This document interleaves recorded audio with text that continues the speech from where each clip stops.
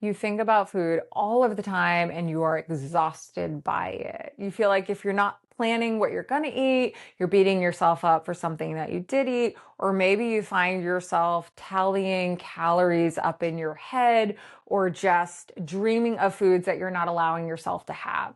So I like to call this food noise.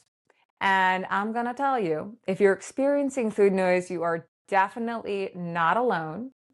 And I myself actually struggled with food noise for a really long time. I felt like it took up food, just food thoughts, right? That's what food noise is. It took up so much space in my mind that I did not feel like I had the capacity to think about really anything else, anything that was important to me. I couldn't like get my creativity juices going because my mind was so bogged down with this damn food noise, and it was really exhausting to my nervous system. And so I want to, yeah, talking about what food noise is, it's just those food thoughts, any and all food thoughts.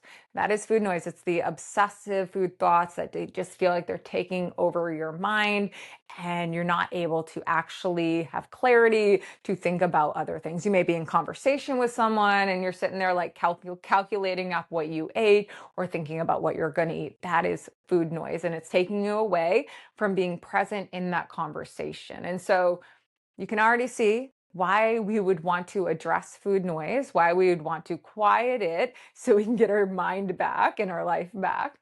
But if it was that easy, we would just flip a switch and the food noise would be gone and we could just get back to our life. But it's not that easy. And it's not a matter of willpower. And I think it's really important to understand that. So the reason we have the food noise likely comes from years of dieting, years of following food rules. It comes from diet culture, years, things that we learned from other people, just things that people say about food, just different things we've picked up. And it's important to know we're not blaming anyone, we're not blaming ourselves, but that's just like how it happens. That's how we start to accumulate that food noise. And so what happens is with repetition, the more we hear the things, the more we're on the diet, the more we're cutting out the foods. With that repetition, our brain has neuroplasticity, which is a really cool and amazing thing. And I'm super excited for it because I would not be where I'm at today if my brain did not have neuroplasticity, the ability to actually heal and change, right? So we're excited about neuroplasticity, but also with neuroplasticity comes things like the food noise. How and why?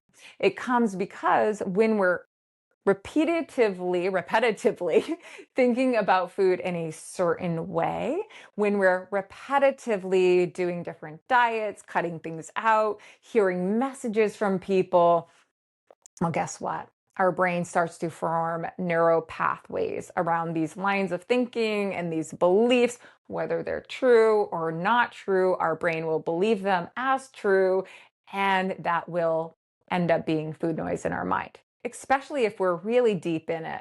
So if we've done a lot of diets, we've cut a lot of foods out, we've really taken in a lot of information around food being bad, or we're bad for eating food, or this food is like toxic, all of those kinds of messages.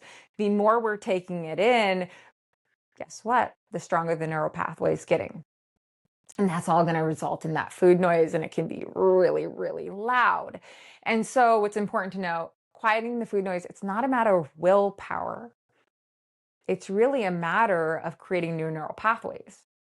And because of neuroplasticity, we can actually do that, which is super duper cool. We can actually change the way that we think and view food. And I'm telling you, this is so, so true. The way that I think about food today is so different than the way I used to think about food. I definitely would judge food and what I ate and what others ate. And I definitely had this idea that some foods were, just awful and horrible. And, if you listen to any of my videos, like I do believe eating nutrient dense foods help our body feel really well is super duper important. But I don't believe in fear mongering. I believe it exists. I'm not supportive of fear mongering and causing fear around food because I think There is no food out there that is going to do as much harm to our body and our nervous system as the fear of the food will cause, right?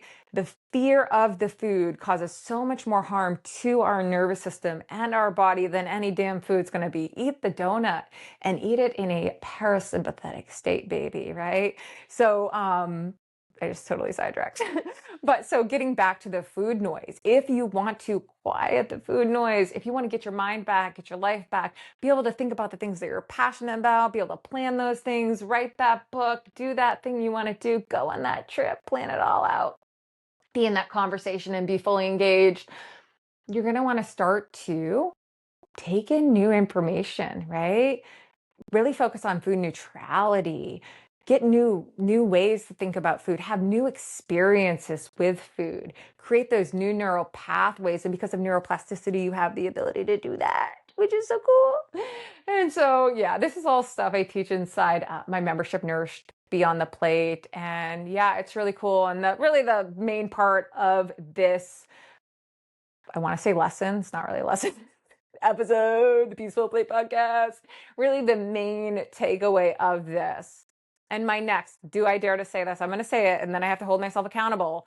My next podcast episode, the Peaceful Plate podcast, it's on YouTube, but it's also on my podcast.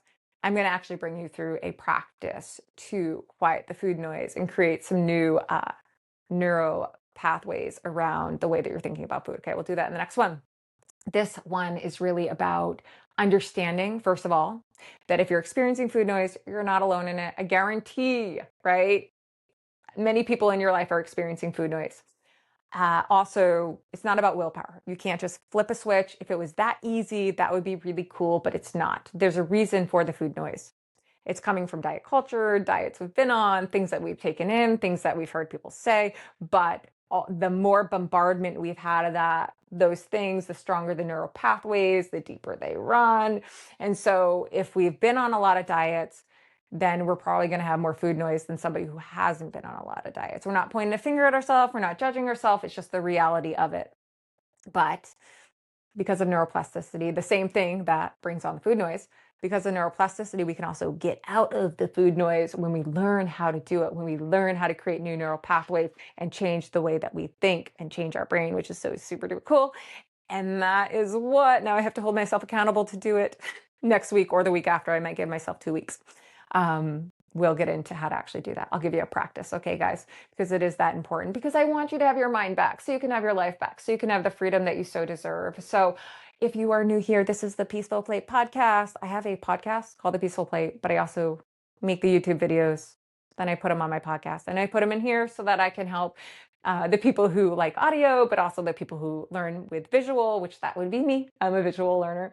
And so I just wanted to make it more accessible. So thankful you're here. And here on the Peaceful Plate podcast, I talk about food freedom and the nervous system, healing our relationship with food, body, exercise, life, finding nourishment both on our plate and in our life. And I have a whole membership that surrounds all around this. Doors are going to open in the fall, and that is called Nourished Beyond the Plate. And if you like what you learn here on the YouTube videos, you're going to absolutely love the membership. And I'll put some details in the comments, but that's all I have for you today. But just know, if you are experiencing food noise, you are absolutely not alone and you can get out of it, but it's not as simple as willpower or just pressing a button, guys. You have to actually create new neural pathways. You have to actually change the way that you think. You have to have new experiences, but I'm telling you, you can quiet the food noise and you can have the freedom that you so desire. And so we'll get into that in my next episode right here on the Peaceful Plate.